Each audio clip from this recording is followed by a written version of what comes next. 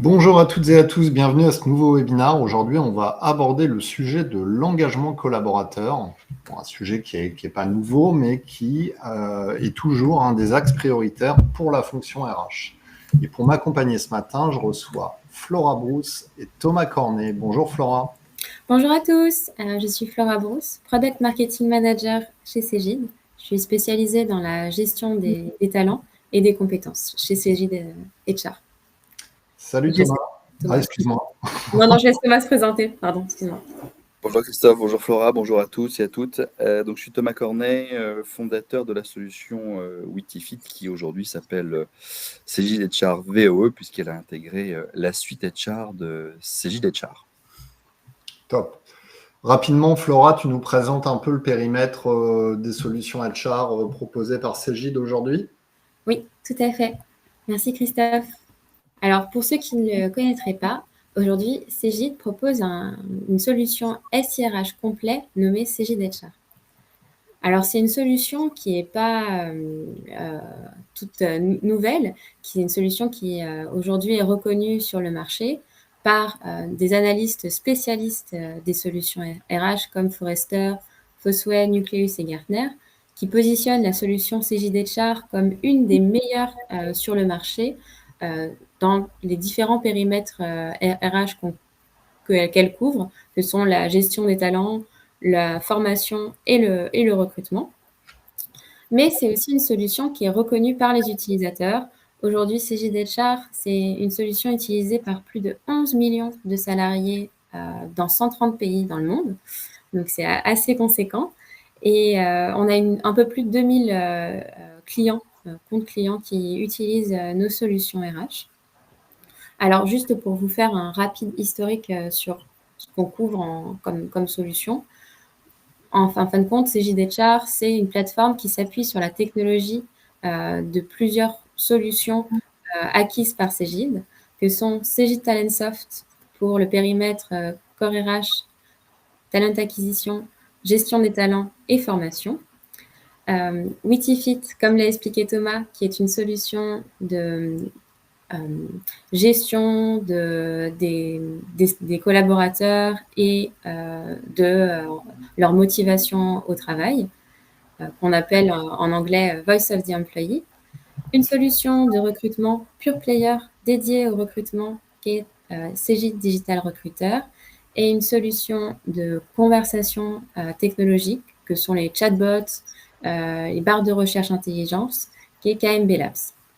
Donc aujourd'hui, ce système applicatif, il a rejoint et complètement intégré Cegid HR pour avoir une plateforme unifiée.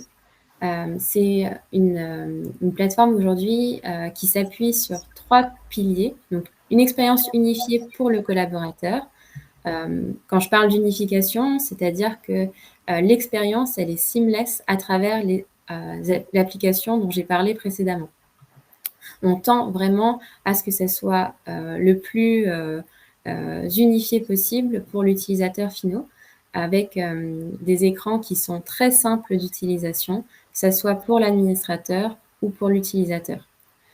On veut aussi que cet écosystème, cette plateforme, elle reste connectée pour permettre en fait aux utilisateurs d'utiliser leur solution interne et vraiment se connecter à sa solution interne pour qu'ils puissent, ça puisse interagir avec leur processus RH de Cegid HR.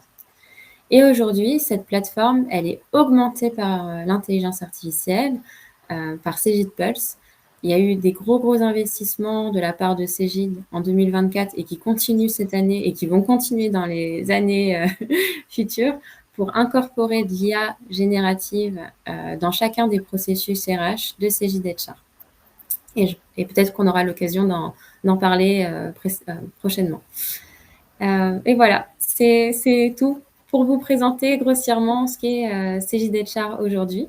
Et du coup, on va pouvoir parler de ce qui nous intéresse dans notre webinaire ce matin. Alors, ce webinaire ce matin, on va aborder le sujet effectivement de l'engagement. On va d'abord rappeler un peu pourquoi c'est important de traiter ce sujet en entreprise. Ensuite, Thomas, Flora nous donneront quelques rex, en fait, hein, quelques cas d'usage.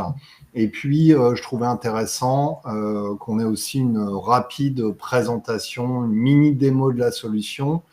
Parce que, bon, hein, parler d'un sujet, c'est bien, mais je pense qu'une illustration pratique sera intéressante. Et enfin, on conclura sur les facteurs clés pour bien mener son projet d'engagement. Donc, on rentre dans le vif du sujet. Pourquoi c'est important de parler d'engagement aujourd'hui, hein? Il y a un certain nombre d'axes qui sont identifiés, on en a 5 au total. Je vais te laisser nous présenter le premier qui est relatif à la productivité et à la rentabilité, Thomas. Alors, effectivement, la partie quand on parle de l'engagement aujourd'hui, ce qu'il est important de noter, c'est qu'il n'y a pas de concours sur l'engagement, il n'y a pas de notation ou de classement des entreprises les plus engagées. En revanche, les entreprises ont plutôt compris qu'effectivement, avoir un effectif, un collectif engagé était souvent synonyme de productivité, de performance, hein, parce que cela permettait effectivement d'avoir une équation du 1 plus 1 qui est égale à 2, quelque chose et non pas à 1, quelque chose.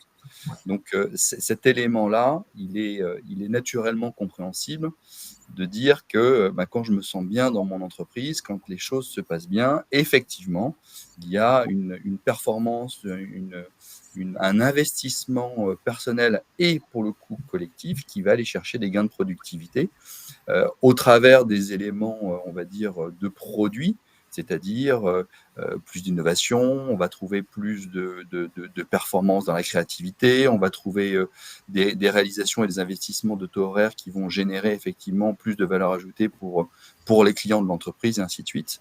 Donc c'est en premier lieu effectivement ce qui est aujourd'hui recherché dans la notion d'engagement. Le deuxième axe, c'est l'absentéisme et la rétention.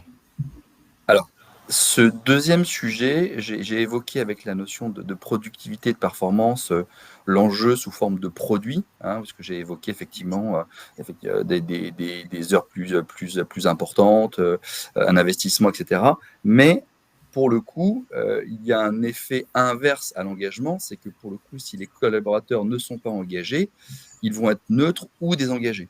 Et donc, au travers de cette notion de non-engagement ou de désengagement, on va trouver un cercle assez vicieux qui va démarrer par un effet plutôt lié à du présentéisme. Et ce présentéisme, vous savez, c'est le fait d'être présent en entreprise, de dire je suis présent, mais derrière, je ne suis pas forcément le plus actif au quotidien. Et puis cette notion de présentéisme peut ensuite aller chercher de la notion d'absentéisme, donc de courte durée, de longue durée, et donc qui va générer un certain nombre d'effets dévastateurs. C'est que, effectivement, l'absentéisme, on en connaît le coût, c'est-à-dire que quand mon effectif n'est pas là, j'ai un coût effectivement qui est relayé souvent par l'entreprise et son assureur dans le fait de pouvoir relayer les salaires, mais derrière, c'est un effet visible qui va potentiellement contaminer d'autres personnes, c'est le fait de ne pas pouvoir remplacer les collaborateurs, c'est le fait de ne pas pouvoir, on va dire, facturer ou matérialiser les heures de présence du collaborateur parce qu'il n'est pas présent.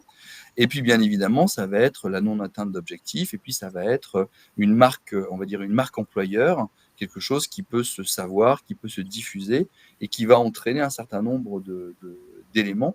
Et on a coutume de dire aujourd'hui dans les métriques, parce que c'est quelque chose qui est assez toujours un peu compliqué à calculer, mais qui a été calculé par plein de personnes. Et donc, on s'accorde à dire que c'est souvent cette métrique-là qui est plutôt intéressante. C'est que le coût lié à l'absentéisme, généralement, il est multiplié par 5 ou par 8 pour tenir compte des effets indirects liés à l'absentéisme.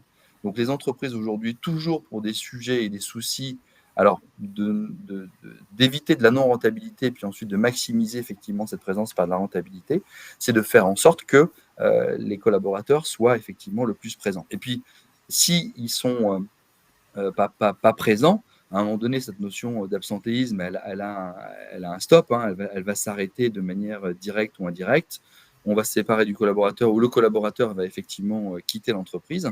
Et donc, ça va générer aussi des coûts de captation de ressources pour pouvoir compléter cette notion effectivement d'effectif qui s'est disséminée au fil du temps et qui est partie aux quatre vents dans des secteurs ou des entreprises concurrentes. Donc, à un moment donné, l'engagement va servir, pour la notion de productivité, 2, éviter les coûts de non-productivité donc liés à l'absentéisme, et 3, bien évidemment, la notion de rétention qui, lorsqu'on est en guerre des talents, comme le sont souvent les entreprises, eh bien, une fois que j'ai capté mes ressources, eh bien, je dois tout faire pour pouvoir les maintenir à leur poste le plus longtemps possible, parce qu'on sait qu'aujourd'hui, bien évidemment, il est illusoire de dire qu'un collaborateur, on va le garder ad vitam aeternam, mais si je peux le garder 1, 2, 3 ans de plus, eh bien, effectivement, c'est des circuits bénéfices de collectifs, etc., qui se mettent en place et sur lesquels l'entreprise va gagner du temps et donc, bien évidemment, de la performance et des gains économiques. Donc, tous ces éléments-là, ils sont hyper importants. L'entreprise d'un collaborateur, dans les dernières études, elle est estimée à 4 ans. En projection, tu vois, la moyenne sera autour de 4 ans. Ce qui est intéressant, en fait, dans ce mécanisme, c'est qu'on voit pertinemment dans les enquêtes d'absentéisme que l'absentéisme ne se réduit pas d'année en année en France et qu'on a notamment une augmentation des absences de longue durée. Et comme tu l'as dit, il y a un effet très néfaste pour l'entreprise, c'est que l'absentéisme de longue durée provoque, on va dire, des mini-crises en interne dans les équipes qui souffrent de collaborateurs absents et on peut assister à des phénomènes de désengagement par effet collatéral de collaborateurs qui sont en poste et qui se disent wow, je vais devoir absorber la charge. Donc, on a à la fois l'enjeu de réduire l'absentéisme, mais aussi l'enjeu de qu'est-ce qu'on fait pour garantir que les collaborateurs qui, eux, sont là, ne vont pas payer les pots cassés du fait de l'augmentation soudaine de la charge de travail liée à des collègues absents. Alors, ce que tu évoques, ça fait penser juste, je rebondis sur ça, à un cas d'usage. Avant, quand les entreprises faisaient des PSE, effectivement, souvent, ça bénéficiait à ceux qui partaient, mais les entreprises ne s'occupaient pas forcément des restants qui, eux, voyaient effectivement l'effectif réduire et se dire, maintenant que la tension est plus palpable au niveau économique et ainsi de suite, la situation, elle va mettre un petit bout de temps à s'améliorer. Et ce que font les entreprises maintenant, c'est que quand elles sont obligées effectivement de passer par ces plans-là, elles mettent en parallèle de ça des plans pour s'occuper des restants et justement pour s'assurer que l'effectif qui reste en place, qu'est-ce qui se passe pour lui, comment il le vit, qu'est-ce qu'on doit établir, qu'est-ce qu'on doit faire pour permettre d'atténuer ce phénomène effectivement de contre-coup où généralement on a un baisse d'activité, de chiffre d'affaires et ainsi de suite qui est lié aux effets indirects du PSE. Ça, c'est dans le meilleur des mondes, parce que dans la vraie vie, je connais, tu vois, j'ai encore discuté avec une personne il y a peu de temps qui est dans ce cas-là, qui attendait de savoir s'il allait être dans le plan social, et on lui a dit, non, toi, tu n'es pas dans le plan social, et je te garantis qu'il est complètement désengagé. C'est d'où effectivement ces initiatives qui sont, je te l'accorde, plus epsiloniennes qu'à général, mais ces entreprises-là ont compris qu'effectivement, s'occuper de ce cas-là permettait, entre guillemets, si je peux me permettre, de valoriser le plan social malgré tout, en réengageant petit à petit, et de pas de le faire le temps, parce que le temps agit toujours, mais le temps, il est long, et d'avoir plutôt des temps courts d'impact et de pouvoir gérer cette transition plus facilement. Alors, il y a des études qui ont montré que l'engagement avait un impact direct sur l'innovation. On avait vu quelques chiffres, 59% des employés engagés déclaraient être plus créatifs au travail. Les équipes engagées montrent une augmentation de 10% de la réussite des projets innovants. Ça, c'est une source Deloitte, par exemple.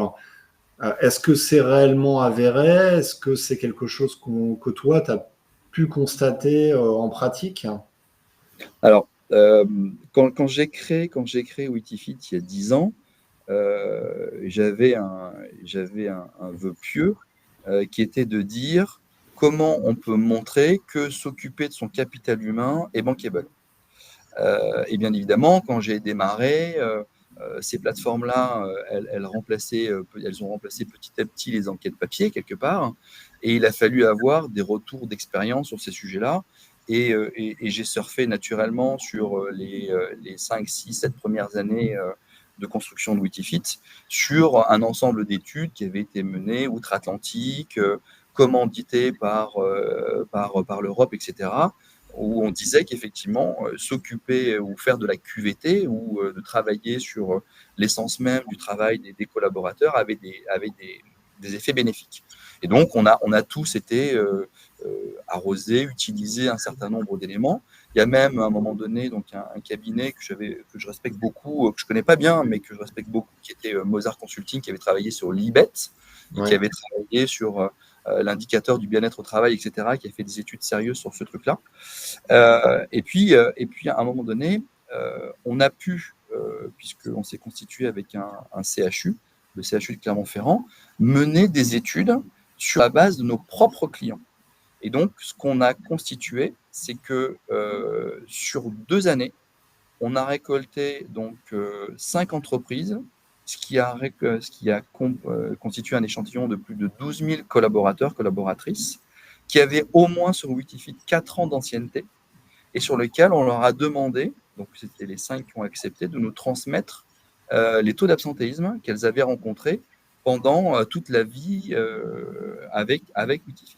Et donc, on a pu regarder et donner ces datas-là au LabsCo du CHU, et on a pu constater et travailler sur l'impact de l'identification d'un certain nombre d'éléments qui ressortaient autour de la plateforme et autour des actions qui avaient été mises en place, quel impact ça avait sur l'absentéisme. Et on a deux éléments clés qui sont sortis. C'est que, sur des métriques sur VO maintenant, ex-Witifit, c'est une échelle qui va de 0 à 10. Et pour chaque point gagné, donc si vous passez de 6 à 7, si vous passez de 4 à 5, si vous passez de 7 à 8, etc., ça a un impact moyen de 10% sur votre absentéisme. Et ça, c'est ce qu'on a constaté, chiffre à l'appui de nos propres clients. Donc là, on n'a pas hérité d'études de Gallup, de l'Europe ou ainsi de suite. On a vraiment étudié ça. Et on a pu constater également que l'impact était 2 fois plus bénéfique sur les arrêts longs que sur les arrêts courts. Donc ça, c'est 2 enseignements. Donc on a d'ailleurs, si vous nous demandez, si vous rentrez en contact avec Christophe ou avec nous, on a cette étude-là qui a été donc publiée, qui va faire l'objet d'une publication au niveau international, sur les effets bénéfiques de s'occuper du capital humain. Et donc, on ne raisonne pas au travers de la solution sur des éléments de type nombre d'arrêts, etc. On travaille sur les causes intrinsèques, c'est-à-dire tout ce qui va être autour des schémas de reconnaissance, d'organisation, de stratégie, de gestion du stress, etc., et qui vont influencer effectivement la notion, alors on peut l'appeler expérience collaborateur, on peut l'appeler QVT, on peut l'appeler engagement. Ce sont tous ces éléments-là qui font qu'à un moment donné, ça va avoir un impact sur la durabilité et l'investissement du collaborateur dans l'entreprise. Donc, je le répète, aujourd'hui, nos propres chiffres. Il y a Mathias qui nous dit l'engagement des équipes, c'est top, et c'est vrai que ça joue sur la productivité, mais comment vous faites pour les engager dès le début? Alors, ça, c'est la sempiternelle question. Alors, on a fait une deuxième découverte hyper intéressante. C'est que quand on pose des questions, alors il faut savoir que sur Witifit, on va poser des questions sur un indicateur de tête. Cet indicateur de tête, il va être subdivisé par des sous-indicateurs, et les sous-indicateurs sont divisés en questions. Donc, on interroge vraiment en mode pyramidal. On veut capter la conséquence, et après, on va chercher les causes racines. Bon, ça, c'est la méthodologie qu'on a mis au point avec le CHU. Le fait de pouvoir faire ça, on a pu effectivement travailler sous forme d'algorithmie et de voir s'il y a des patterns qui existaient. Et en fait, on s'est aperçu que véritablement, d'une entreprise à l'autre, les vecteurs sont complètement différents. C'est-à-dire qu'une entreprise, c'est quoi? C'est un secteur d'activité, c'est un effectif, une ADN, une culture managériale, une culture du collectif, et ainsi de suite. Et bien évidemment, tous ces éléments-là vont varier d'une entreprise à une autre parce que chacun va avoir des effets qui sont plus ou moins forts, des leviers plus ou moins forts, le fait de travailler sur ces éléments-là, etc., etc. Et donc, à un moment donné, ces leviers-là, ils sont éminemment importants. Et pourquoi j'évoque ça? Parce que pour le coup, chaque entreprise va avoir sa propre liste de courses. C'est-à-dire qu'à un moment donné, pour répondre à la question comment on fait pour engager les collaborateurs, au-delà d'une méthodologie, mais qu'on verra tout à l'heure, parce que c'est des éléments qu'on souhaite aborder avec vous, c'est que la recette, elle n'est pas magique et identique pour chaque entreprise, sinon ça se serait déjà, et bien évidemment que tout le monde aurait cette recette. Mais c'est le fait de pouvoir rentrer dans des boucles itératives d'écoute et ensuite de pouvoir positionner une ou deux actions. Chaque résultat d'action constituera pour vous une brique de cette notion d'engagement.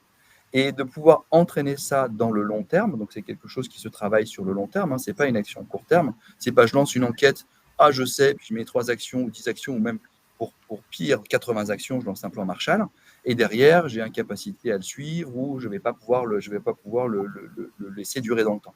Donc c'est quelque chose qui se fait petite touche par petite touche au niveau de l'entreprise pour pouvoir permettre de régulièrement poser une brique et une autre. Et sachant qu'en plus, votre environnement va évoluer dans le temps, il y a des crises de niveau national, de niveau international, il y a des secteurs qui sont plus ou moins touchés, etc. Donc à un moment donné, il faut véritablement veiller au grain et avoir la capacité de pouvoir interroger, voir des feedbacks avec ses collaborateurs 1 ou 2 fois par an, et puis donner les moyens vers le management pour avoir cette capacité d'échange et que ça devienne un réflexe, tout simplement.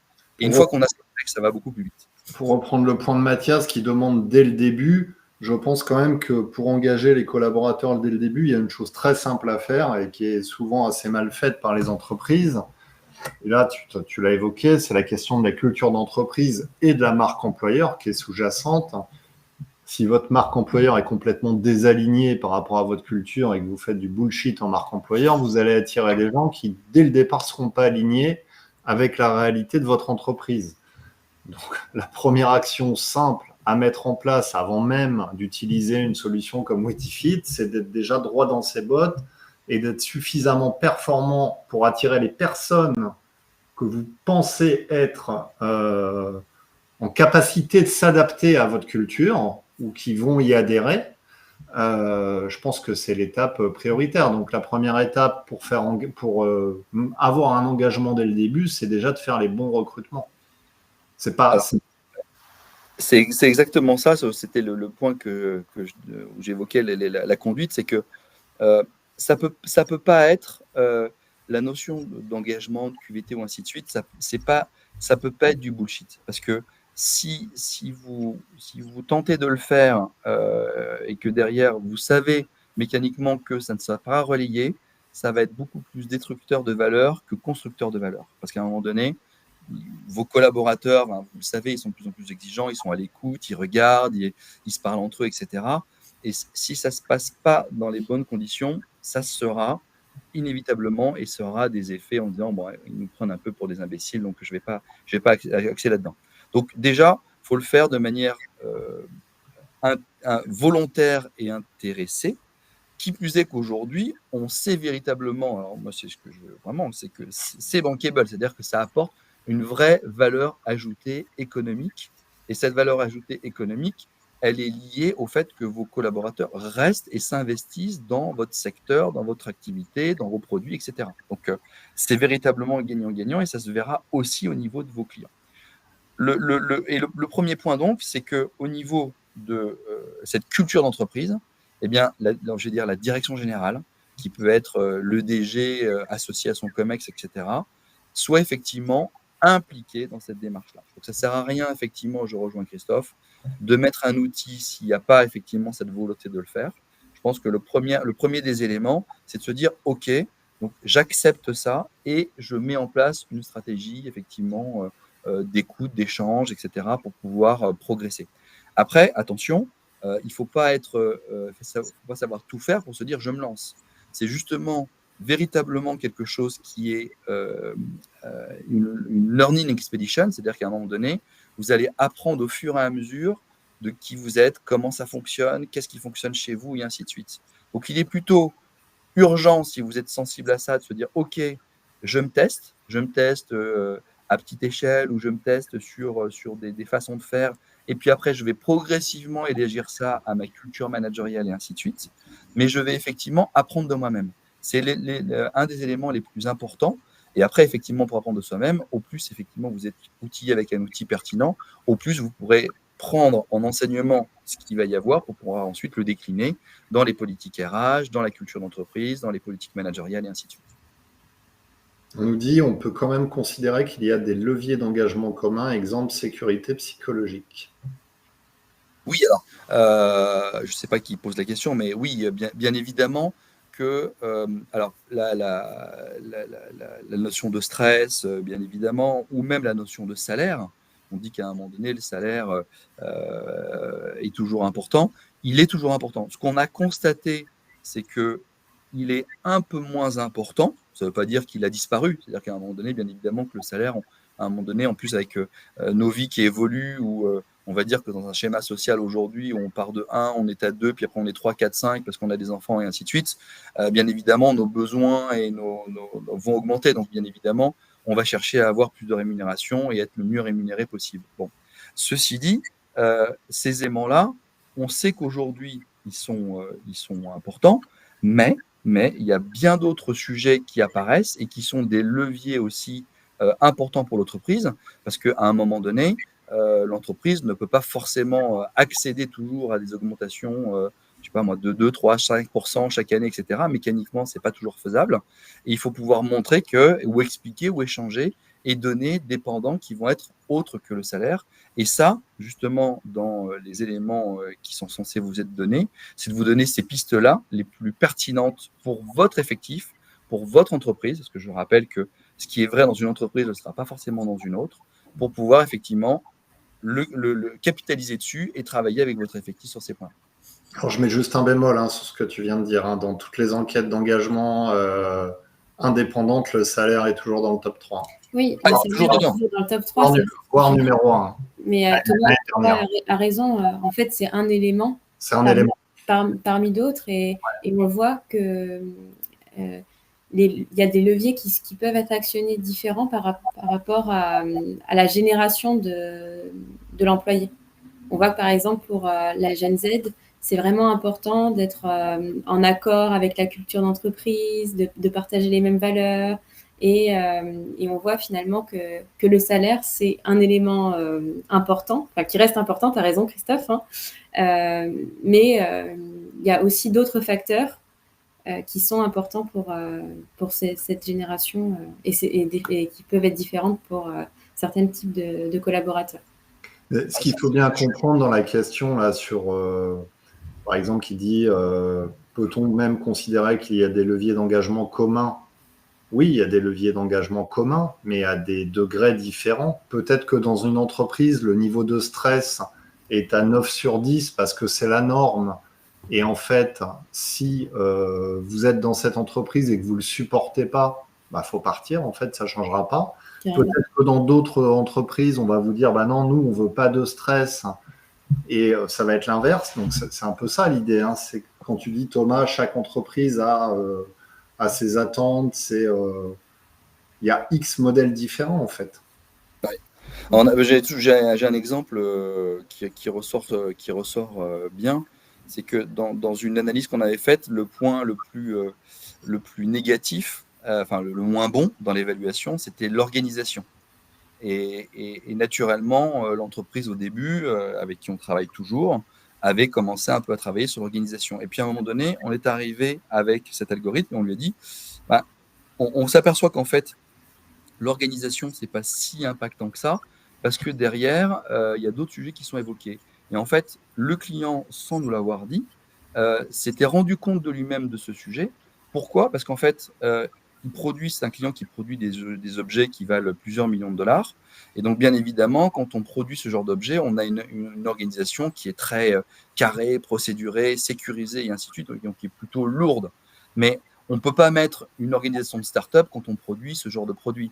Donc, si effectivement, comme le disait Christophe sur la notion de stress, à un moment donné, si on n'est pas prêt à accepter une organisation lourde, parce que de toute façon, mécaniquement, il faut qu'elle soit lourde, il faut effectivement se dire, si ça, c'est important pour moi, il vaut mieux que je change de crèmerie et que j'aille voir ailleurs. Bon. Ouais. Ceci étant dit, une fois qu'on sait ça, et ça permet à un moment d'adapter justement les actions, et de ne pas dire, je vais essayer de coûte que coûte d'améliorer cette évaluation de l'organisation. Non, rester sur cette organisation qui est celle-ci. On voit qu'elle est moins impactante pour être des leviers d'engagement. En revanche, ont été identifiés d'autres leviers et sur lesquels, effectivement, l'entreprise a finalement acté ses actions et ça s'est effectivement amélioré et ça correspondait bien aux souhaits des collaborateurs en tant que tel. Voilà. C'est comme si vous demandez à un comptable dans les facteurs de stress, il y a la notion de créativité. Si vous demandez au comptable, est-ce que c'est créatif votre job? Ils vont dire plutôt non, ça va ressortir en rouge. Est-ce que c'est le sujet à travailler en premier? Ah non, c'est un sujet qui est plutôt normé. Alors certes, aujourd'hui, il y a des nouvelles technos, on peut y mettre bien d'autres éléments, mais ce n'est pas le sujet premier. Un comptable, il n'est pas forcément là pour être créatif, il est là parce qu'il aime effectivement les choses carrées, il aime s'assurer de la gestion de risque, etc. Donc c'est ça qu'il va chercher, etc. etc. Voilà. Bon, c'est ce type d'exemple-là où la note rouge n'est pas forcément la note sur laquelle il faut aller. Est-ce que tu as quelques exemples clients significatifs à nous présenter, Thomas? Alors, oui, en fait, c'est plus dans les cas d'usage où on a des éléments qui sont intéressants de voir. Euh, alors, le premier élément que je voulais évoquer avec vous, c'est que quand on s'est constitué il y a 10 ans, les entreprises cherchaient plus à avoir une enquête digitale, parce qu'on était plus dans un phénomène de digitalisation, et c'était la possibilité, qui plus est dans l'offre RH, qui à l'époque était quand même en souffrance de digitalisation, c'était une capacité et pour digitaliser et pour rentrer dans un secteur qui est sous-digitalisé, de pouvoir rentrer petit à petit dans ces sujets-là. Et donc, les entreprises qui ont fait ça, donc il y a celles qui ont pris goût, qui ont appris d'elles-mêmes, etc. Et justement, celles qui ont appris d'elles-mêmes ont évolué dans leur gestion et sont passées d'un outil de sondage à un outil de pilotage. Et donc, les plateformes aujourd'hui qui donnent de la valeur ajoutée à leurs clients, ce sont celles qui ont permis de s'adapter aux besoins des entreprises et qui ont permis de donner des relais de pilotage à leurs managers pour pouvoir justement, et c'est tout l'élément où moi j'ai trouvé un véritable sens avec la suite de ces JDHR, c'est que quand on pilote l'engagement, c'est sympa de pouvoir le donner à ses managers lors des talent reviews, lors des salary reviews, etc. Parce que ce sont des éléments sur lesquels ça va donner de l'information complémentaire aux managers pour piloter les ressources, faire des entretiens en one-to-one. Alors, sachant que le retour de nos plateformes, il est plutôt collectif, mais il donne justement une tendance sur l'équipe et ça permet au manager de pouvoir l'utiliser et de voir si son collaborateur en face est bien évidemment dans ce genre de sujet ou par rapport à ça, de manière à pouvoir l'accompagner dans le temps. Donc ça c'est un élément en termes d'usage qui a largement évolué. Et donc, on n'est plus sur un outil de sondage, on devient de plus en plus sur des outils de pilotage, et notamment sur des KPI socio-économiques, comme je l'évoquais, avec la notion de pilotage de l'absentéisme, où on va pouvoir travailler sur les raisons intrinsèques de ces éléments-là, ou pouvoir identifier des fuites potentielles en termes de rétention, de démission. Et donc, on va pouvoir dire, attention, là, il y a un certain nombre d'éléments qui sont marquants et vous avez un risque de démission qui est assez fort. Donc, focalisez-vous dans cette équipe-là et mettez en place un plan d'action qui va permettre de juguler potentiellement ces points-là.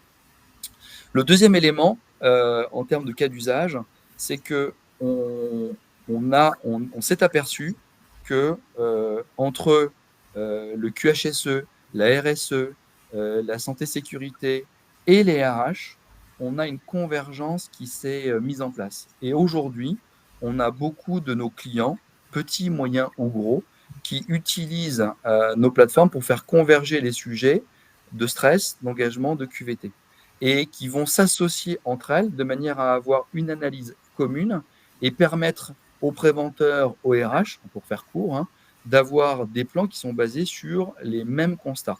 Et donc, ça va permettre à l'entreprise de rationaliser ses plans d'action et de faire en sorte qu'effectivement, ça soit beaucoup plus efficace parce que c'est en lien. Donc ça, c'est un élément qui est hyper important. Après, en termes d'action sur ces sujets-là, des actions, on en a beaucoup. D'ailleurs, notre club utilisateur nous a permis de centraliser une bibliothèque d'actions qu'on a anonymisées avec l'accord de nos clients et de les partager avec nos autres clients. Ce qui fait que toutes les bonnes pratiques qui ont eu des effets positifs sur l'engagement, la rétention, etc., elles sont aujourd'hui proposées à l'ensemble de nos clients qui peuvent rebondir dessus en cas de page blanche pour pouvoir mettre en place des points constructifs sur ces points. Mais donc, on voit que en termes de plan d'action, il y a effectivement des actions concrètes qui ont été mises en place sur les interruptions, sur la partie la partie des feedbacks, sur la partie gestion de salaire. Le salaire, je reviens juste sur ce point-là. On a 4 entreprises dont les RH ont pris à bras-le-corps le sujet, et non pas pour augmenter les salaires, mais qui ont explicité à leurs collaborateurs la politique salariale. En disant pourquoi les salaires dans notre entreprise sont comme ça, pourquoi on les augmente à tel niveau, quelles sont nos capacités, etc., de manière à expliciter le sujet. Et donc, l'effet que ça a eu, ça n'a pas eu un effet de dire, je me considère mieux payé une fois qu'on m'a explicité ça. En revanche, ça a explicité à tout le monde le sujet de la politique RH et salariale, et ce n'est plus devenu, entre guillemets, un sujet qui est devenu un poil à gratter. Les collaborateurs, une fois de plus, comme le disait Christophe à un moment donné, quand ça s'est su, à un moment donné, le salarié il a le choix de dire je reste ou je pars. Voilà. Ouais. Mais cet élément-là, ça a lissé justement cette thématique qui est une véritable thématique de poil à gratter. Et donc les gens ont compris, effectivement, les collaborateurs ont compris qu'on ne cherchait pas à se faire plus de marge sur leur dos en diminuant les salaires. Ils ont explicité entre charges et coûts ce qui était l'entreprise était en capacité de faire. Donc, ce n'est pas un sujet simple, vous voyez, mais lorsqu'il est exploité et lorsqu'il est présenté, franchement, sur les 4 entreprises, ça a eu un effet hyper bénéfique de pouvoir faire tomber la baudruche sur le sujet. Je redis, ça n'a pas réglé le sujet de, effectivement, quand je travaille en finance, c'est moins que si je travaille en jardinerie, mais derrière, c'est quelque chose qui a été partagé, compris, et sur lequel l'entreprise n'a plus à batailler ou beaucoup moins à batailler, ne serait-ce qu'avec les partenaires sociaux ou ainsi de suite. Et je redis, ce n'est pas un sujet simple. Voilà, donc c'est typiquement le genre d'action, lorsqu'on décide de le faire. Ça, c'est des actions plutôt grosses, long terme, etc. Après, il y a plein d'actions moyen et long terme. Et d'ailleurs, je vous conseille de mixer le court terme, le long terme et le moyen terme, parce que si on fait que des grosses actions long terme, à un moment donné, on se dit ça arrive jamais et j'arrive jamais. Il est intéressant de fermer des boîtes au fur et à mesure avec des petits, moyens et gros sujets. Flora, tu nous montres un peu. Oui, je vous montre un peu la plateforme, à quoi ça ressemble. Est-ce que vous voyez mon écran? Pas encore, ça va arriver. Alors, attends, je fais partage. Hop. Écran complet.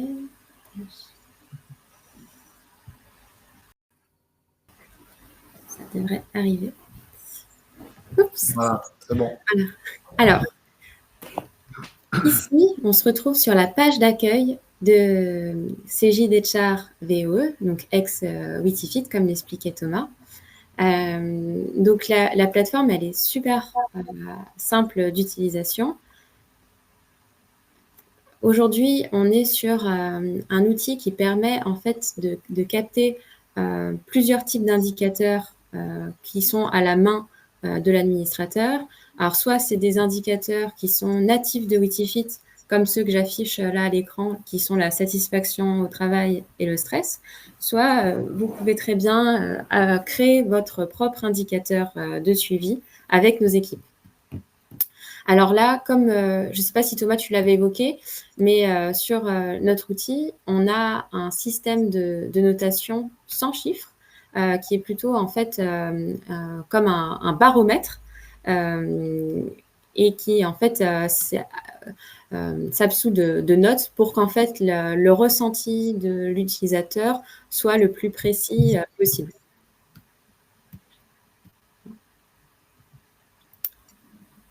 Donc, comme on le voit, en fait, j'avais 2 indicateurs principaux et après, je vais avoir des indicateurs sous-jacents, comme l'a expliqué Thomas, qui vont me permettre, en fait, d'avoir une vision plus fine de mon indicateur et comment est le ressenti du collaborateur. Donc là, je fais vraiment au hasard.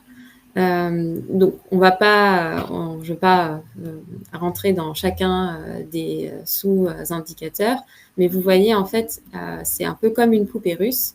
On va vraiment au plus fin pour avoir une vision vraiment très précise de quel est le levier à actionner pour améliorer, en fait, l'indicateur qu'on souhaite étudier, que ce soit le stress ou là, la gestion au travail. Donc, voilà. Oups. Dans cette partie-là, je permets en fait à l'utilisateur d'exprimer une idée pour améliorer en fait un des leviers qu'il aura pu noter. Donc, par exemple, là, le droit à la déconnexion, les interruptions que je peux rencontrer dans mon quotidien, la pression que j'ai par rapport au timing pour compléter ou rendre mon travail. Hop. Voilà. Et tout de suite, j'accède du coup à la page principale de CJDHR Voice of Employee. Dedans, je vais retrouver en fait mes 2 indicateurs avec la note globale de mon équipe. Là, je me suis positionnée en tant que manager, donc j'accède en fait à la note, comme l'a dit Thomas, globale de mon équipe. Sur Witifit, les résultats sont anonymes. Et il n'y a pas la possibilité en fait d'avoir la vision de qui a répondu quelle réponse. Donc, je retrouve la note globale et ensuite la restitution par indicateur. Ce qui est bien, c'est que chaque... Oui, tu veux rajouter quelque chose? Non, vas-y, excuse-moi, Flora. Ce qui est bien, c'est que pour chaque thématique, j'ai le degré d'importance lié. Donc, à savoir si c'est quelque chose, un levier qui a ou non une forte incidence sur la satisfaction ou le stress, sur l'indicateur que j'évalue. Donc là, par exemple, on voit que la reconnaissance a un niveau d'influence très fort sur ma satisfaction au travail. Et le sens de ce que je fais, voilà, a peut-être un peu moins d'influence aujourd'hui au niveau de mon équipe sur leur satisfaction au travail. Ensuite, c'est moi qui ai un petit problème. Alors là, je suis dans une campagne en cours, mais si je prends le mode live, je vais avoir plus d'infos. Pardon. Hop. Je suis sur une base de démo, donc c'est fictif. Je vais avoir la restitution avec les taux de réponse par indicateur et par date, pardon. Et avec l'historique, par indicateur aussi. Ensuite, j'ai une boîte à outils qui va m'aider à piloter en fait cette restitution, où je vais avoir en fait une vue d'ensemble par indicateur et sous-indicateur de la restitution de ma campagne.